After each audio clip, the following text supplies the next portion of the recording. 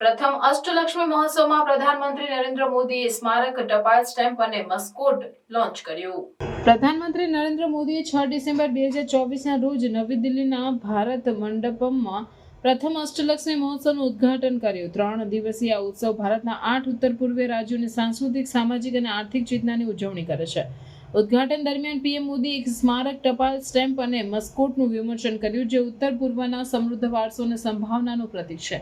PM મોદીએ તેમના ભાષણમાં અષ્ટલક્ષ્મી મહોત્સવના મહત્વને ઉજાગર કર્યું. અષ્ટલક્ષ્મી મહોત્સવ ઉત્તર પૂર્વના જીવંત સંસ્કૃતિ અને ગતિશીલ લોકોની ઉજવણી છે. આ પ્રદેશની અનન્ય ભેટો અને ભારતની વૃદ્ધિ કથામાં તેની વ્યૂહાત્મક મહત્વતાને પ્રદર્શિત કરવાની તક છે, એમ તેમણે કહ્યું. ઉત્સવ, જે 6 ડિસેમ્બરથી 8 ડિસેમ્બર સુધી ચાલશે, તેમાં ઉત્તર પૂર્વના 250થી વધુ કારીગરો પરંપરાગત હસ્તકલા અને હેન્ડલૂમ્સની વિશાળ શ્રેણી પ્રદર્શિત કરે છે, જેમાં 34 ભૂગોળીય સંકેત ટેગ કરેલા આઇટમ્સનો સમાવેશ થાય છે.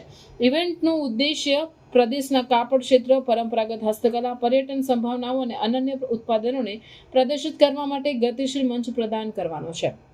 ઉત્સવમાં મુલાકાતીઓ પરંપરાગત પ્રદર્શન, જેમાં નૃત્ય, સંગીત અને સ્થાનિક રમતોનો સમાવેશ થાય છે, તેનો અનુભવ કરી શકે છે, જે હાજર લોકોને વ્યાપક સાંસ્કૃતિક ડૂબકી પ્રદાન કરે છે. ઇવેન્ટમાં ઉત્તર પૂર્વના વિકાસ માટે મહત્વપૂર્ણ ક્ષેત્રો જેમ કે ઇન્ફ્રાસ્ટ્રક્ચર, કનેક્ટિવિટી અને ઔદ્યોગિક વૃદ્ધિ પર ટેકનિકલ સ્ત્રોતનો પણ સમાવેશ થાય છે. ઉદ્ઘાટન સમારોહમાં હાજર સંચાર અને ઉત્તર પૂર્વીય પ્રદેશના વિકાસ માટેના મંત્રી જ્યોતિરાદિત્ય સિંધિયાએ આ પ્રકારના ઇવેન્ટ્સના મહત્વને હાઇલાઇટ કર્યું. અષ્ટલક્ષ્મી મહોત્સવ માત્ર સાંસ્કૃતિક ઉત્સવ નથી, પરંતુ ઉત્તર પૂર્વને દેશ અને વિશ્વ સાથે એકીકૃત કરવાની દિશામાં મહત્વપૂર્ણ પગલું છે, એમ તેમણે કહ્યું.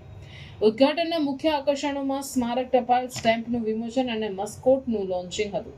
ટપાલ સ્ટેમ્પમાં ઉત્તર પૂર્વના પરંપરાગત ચિહ્નો દર્શાવવામાં આવ્યા છે, જ્યારે મસ્કોટ પ્રદેશની એકતા અને વૈવિધ્યતાનું પ્રતીક છે. સ્થાનિક કારીગરો અને હસ્તકલાકારો અષ્ટલક્ષ્મી મહોત્સવ દ્વારા પ્રદાન કરેલા પ્લેટફોર્મ માટે તેમની કૃતજ્ઞતા વ્યક્ત કરી છે, જેના દ્વારા તેઓ તેમના કામને વિશાળ પ્રેક્ષકોને પ્રદર્શિત કરી શક્યા છે.